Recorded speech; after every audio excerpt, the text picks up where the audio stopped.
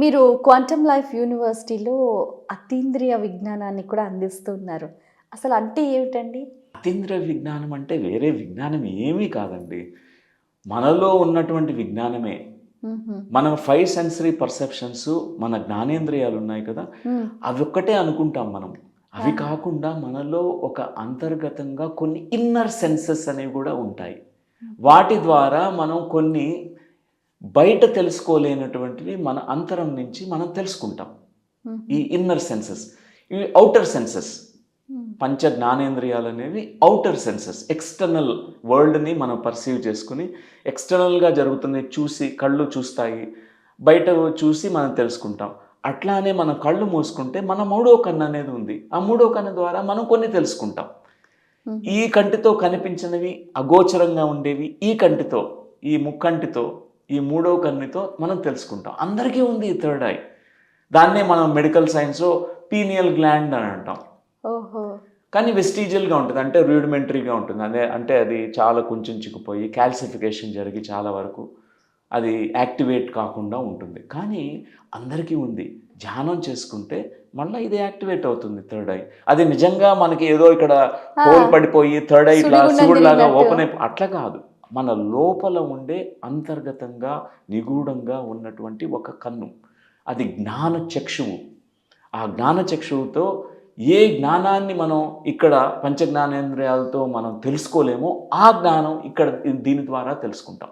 మూడవ కన్ను ద్వారా మనం తెలుసుకుంటాం. సో అలా ఈ మూడవ కన్నుకి ఎన్నో మనకి పర్సెప్షన్స్ ఉంటాయి. లైక్ ఇన్నర్ సెన్సెస్ దానికి కనెక్టెడ్‌గా చాలా ఉంటాయి. డైమెన్షన్స్. డైమెన్షన్స్ అనుకోవచ్చు. ఫర్ ఎగ్జాంపుల్ క్లియర్ ఆడియన్స్, ఆహా! దివ్య శ్రవణం. ఆహా! అంటే దివ్య నాదము మామూలుగా ఈ చెవులు ఇక్కడ నాదాన్నే వింటాయి. అది కూడా ఒక రేంజ్ ఆఫ్ 20,000-20,000 హెర్ట్జ్ మాత్రమే వింటాం ఇక్కడ అంతే. ఆ! ఆ ఫ్రీక్వెన్సీ మాత్రమే సౌండ్ వేవ్స్‌ని వింటాం. కానీ మనం దివ్య నాదం అనేది ఇక్కడ ఫ్రీక్వెన్సీ కాదు. ఇప్పుడు ఋషులంతా కూడా వాళ్ళు ధ్యాన స్థితుల్లో, సమాధి స్థితుల్లో వేదాల్ని విన్నారు వాళ్ళు. అవును. శృతు. శృతి, ఆ! శృతి, శృతి చేశారు. మీ పేరే అండి. అంటే వేదం వినపడుతుంది. వేదం వినపడుతూ ఉంటుంది. ఆ! అది విన్నారు. హ్మ్. ఎలా విన్నారు? దివ్యనాదం. ఈ క్లియర్ ఆడియన్స్‌తో విన్నారు. ఆ! అది కూడా ఇన్నర్ సెన్సే. హుహు. అంతరంగా మనలో ఉన్నటువంటి అతీంద్రియ జ్ఞానం అని చెప్పుకోవచ్చు. ఆ! ఓకే. అంటే ఇంద్రియాల కంటే అతీంద్రంగా ఉన్నవి. దానికి మించినటువంటి ఉన్నతంగా. ఆ! ఉన్నదానికంటే ఇంకా ఎక్కువగా ఆ!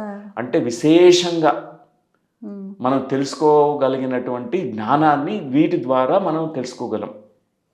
అట్లానే ఇంకొక అతీంద్రియ జ్ఞానం సంబంధించింది క్లియర్ సెంటియన్స్ అని అంటామనమాట. ఆహా! అంటే కొంతమందికి స్మృతి కలుగుతుంది.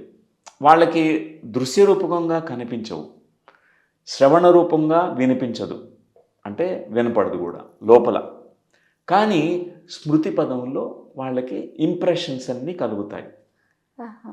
లేదా క్లియర్ కాగ్నిజెన్స్ అనేది ఉంది. అంటే వాళ్ళకి ఏ అనుభవం రాదు. కానీ జ్ఞానం మేల్కొల్పబడుతుంది. క్లియర్ కాగ్నిజెన్స్ ఆటోమేటిక్‌గా. ఆటోమేటిక్‌గా. అంటే ఆహా! వాళ్ళకి ఏదైతే తెలుసుకోవాలో ఆ జ్ఞానం సడెన్‌గా తెలిసిపోతుంది లోపల నుంచి.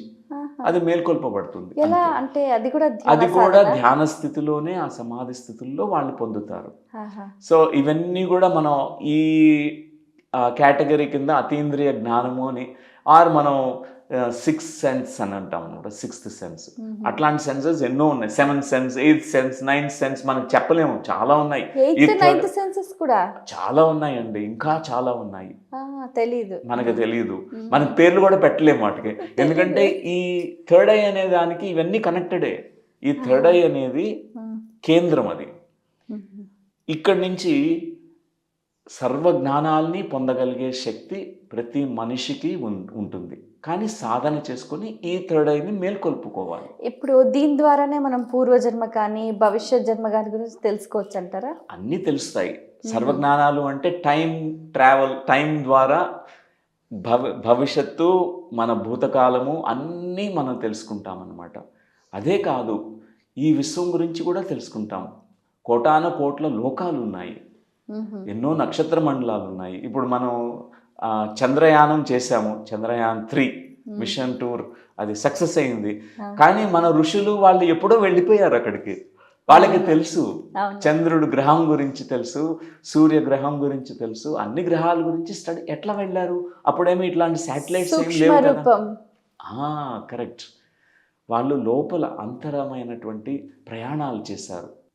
ఆస్ట్రల్ ట్రావెల్ దీన్నే ఆస్ట్రల్ ట్రావెల్ అంటారు. ఆస్ట్రల్ ట్రావెల్ ద్వారా, లేకపోతే ఈ జ్ఞానం ద్వారా, ఈ మూడో కన్ను ద్వారా దర్శించారు.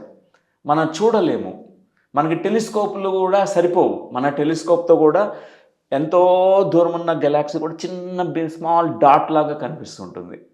కానీ ఈ మూడో కన్నుకి అన్ని దగ్గర నుంచి చూస్తూ ఉన్నాడు, జూమ్ చేసుకొని మరీ చూడగలుగుతాం. అలాంటి దర్శనాలు, అంతర్దర్శనాలు జరుగుతాయి.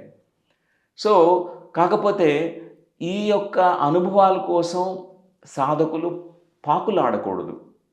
అనుభవాలు అనేది బై ప్రోడక్ట్స్. అన్ని దానాల కన్నా జ్ఞానదానం మిన్న. పిఎంసి నిరంతర మహాజ్ఞాన యజ్ఞానికి మీ వంతు సహకారం అందించండి. The PMC trust Google pay, phone pay number 8977009932.